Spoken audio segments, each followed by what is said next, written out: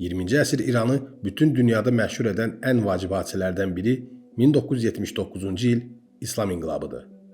Bu inqilabın arxasında isə uzun illər boyu yığılan narazılıq, qarşıdurma və siyasi dəyişikliklər dururdu. 1979-cu il inqilabını anlamaq üçün əvvəlcə dövrlərə baxmaq lazımdır. Pəhləvi sülaləsi 1921-ci ildə başladı. General Rza xan zəif Qacar sülaləsini devirdi və 1925-ci ildə parlament onu İran şahı elan etdi.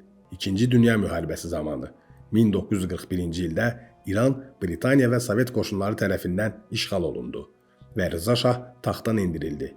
Onun yerinə oğlu Məhəmməd Rza Pəhləvi gəldi və bu yeni şahın dövründə İranın xarici əlaqələri, xüsusilə ABŞ və Britaniya ilə münasibətləri çox yaxın oldu.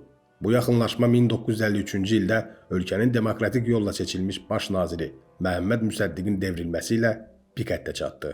İran daxilində müxtəlif qruplar, tələbələr, işçilər, dindarlar və siyasi müxalifət şahın hakimiyyətinə qarşı çıxmağa başladı.